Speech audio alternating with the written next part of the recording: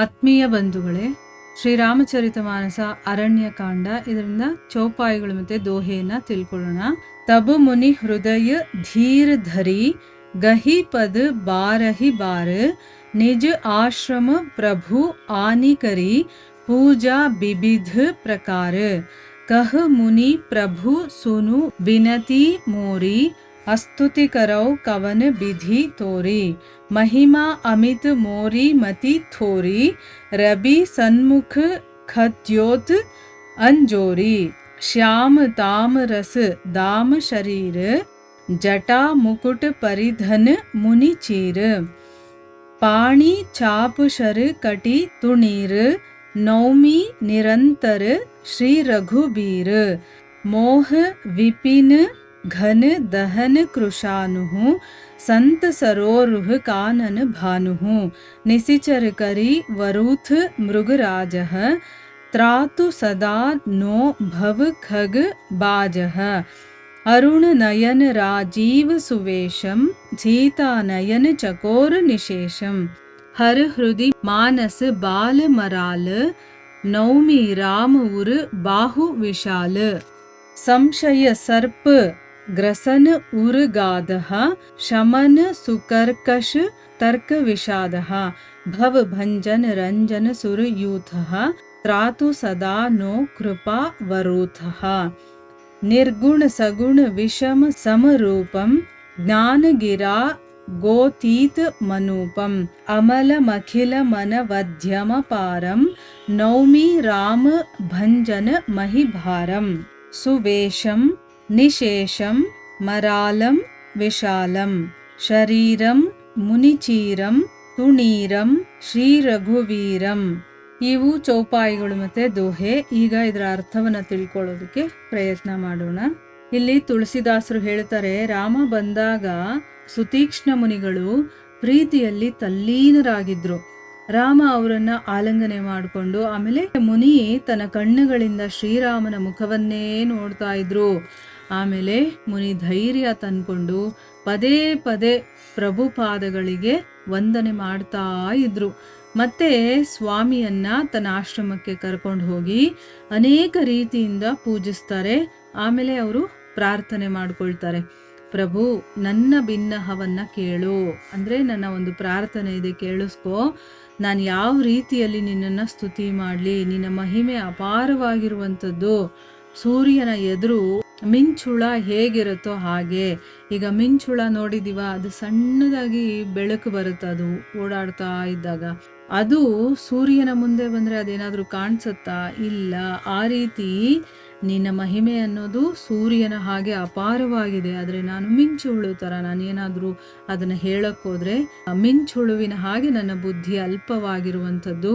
ನೀಲ ಕಮಲೆಗಳ ಮಾಲೆಯ ಹಾಗೆ ಶ್ಯಾಮಲ ಶರೀರ ಇರುವಂಥವನು ನೀನು. ಅಂದರೆ ನೀಲಿ ಕಮಲಗಳಿರುತ್ತಲ್ಲ, ಆ ರೀತಿಯ ಒಂದು ಶರೀರ ನಿಂದು. ತಲೆಯಲ್ಲಿ ಜಟಾಜೂಟವನ್ನ ಮತ್ತೆ ಶರೀರದಲ್ಲಿ ವಲ್ಕಲಗಳನ್ನು ಧರಿಸಿದ್ದೀಯಾ. ಕೈಯಲ್ಲಿ ಧನುರ್ಬಾಣಗಳನ್ನು ಧರಿಸಿದಂತಹ, ಕಟಿಯಲ್ಲಿ ಬತ್ತಳಿಕೆಯನ್ನ ಬಿಗಿದುಕೊಂಡಿರುವಂತಹ ಓ ಸ್ವಾಮಿಯೇ, ನಿನಗೆ ನಾನು ನಿರಂತರವಾಗಿ ನಮಸ್ಕಾರವನ್ನು ಮಾಡ್ತಾ ಇದ್ದೀನಿ. ಘನವಾದ ಮೋಹ ವಿಪಿನವನ್ನ ಸುಡುವಂತ ಅಗ್ನಿಯ ಹಾಗೆ, ಅಂದ್ರೆ ಮೋಹ ಅನ್ನೋದು ಒಂದು ಕಟ್ಟಿಗೆಗೆ ಹೋಲಿಸ್ಕೊಂಡ್ರೆ, ಈಗ ಅಗ್ನಿ ಹೇಗೆ ಕಟ್ಟಿಗೆಯನ್ನ ಸುಟ್ಟು ಬಿಡುತ್ತೋ ಆ ರೀತಿ ಮೋಹವನ್ನ ನೀನು ಸುಡುವಂಥವನು. ಮತ್ತೆ ಸಂತರು ಅನ್ನುವಂತಹ ಕಮಲಗಳನ್ನ ಅರಳಿಸುವಂತ ಭಾಸ್ಕರನೇ. ಅಂದ್ರೆ ಈಗ ಕಮಲದ ಹೂ ಯಾವಾಗ ಅರಳುತ್ತೆ?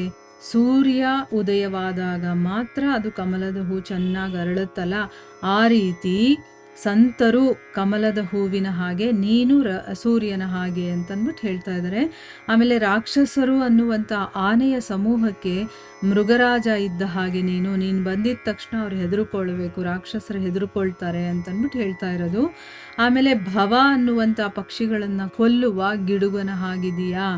ಈಗ ಗಿಡುಗನನ್ನು ನೋಡಿದಾಗ ಪಕ್ಷಿಗಳು ಹೆದರ್ಕೊಳ್ಳುತ್ತಲ್ಲ, ಅದೇ ರೀತಿ ನೀನು ಭವ ಅಂತಂದರೆ ಈ ಒಂದು ಮಾಯಾ ಪ್ರಪಂಚ, ಅಂದರೆ ನಮ್ಮಲ್ಲಿರುವಂಥ ಭವಬಂಧನಗಳು ಅಂತ ಹೇಳ್ತೀವಿ. ಅಂದರೆ ಈ ಒಂದು ಪ್ರಪಂಚದಲ್ಲಿ ಏನೇನೆಲ್ಲ ನಮಗೆ ಅಟ್ಯಾಚ್ಮೆಂಟ್ಸ್ ಇರುತ್ತೋ, ಆಸೆ ಆಕಾಂಕ್ಷೆಗಳು, ಅಂಥದ್ದನ್ನೆಲ್ಲ ಓಡಿಸುವಂಥವು ನೀನು, ಅಂಥದ್ದನ್ನೆಲ್ಲ ಕೊಲ್ಲುವಂಥವನು, ನಮ್ಮಲ್ಲಿರುವಂಥ ಅರಿಷಡ್ ವರ್ಗಗಳಿದೆಯಲ್ಲ ಅದನ್ನೆಲ್ಲ ದೂರ ಮಾಡುವಂಥವನು, ನಿರಂತರವಾಗಿ ನೀನು ನನ್ನನ್ನು ಕಾಪಾಡು.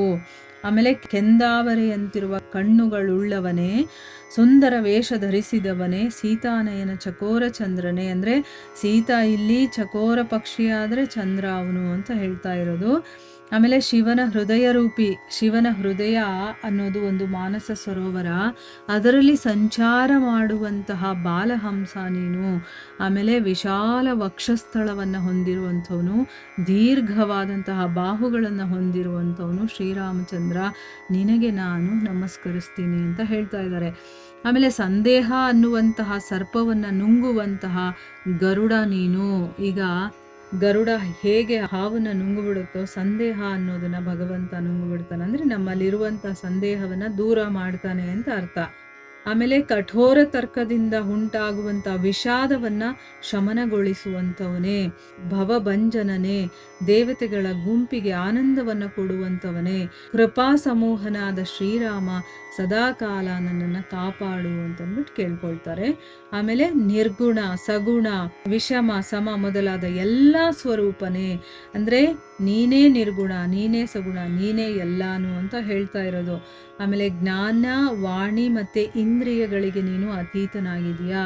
ನೋಡಿ, ನಾವು ಎಷ್ಟೇ ಜ್ಞಾನವನ್ನು ತಿಳ್ಕೊಳ್ತಾ ಇದ್ರೂ ಕೂಡ ನಮ್ಮ ಹೃದಯ ಪರಿಶುದ್ಧ ಆಗೋದಕ್ಕೆ ತಿಳ್ಕೊಳ್ತಾ ಇರ್ತೀವಿ.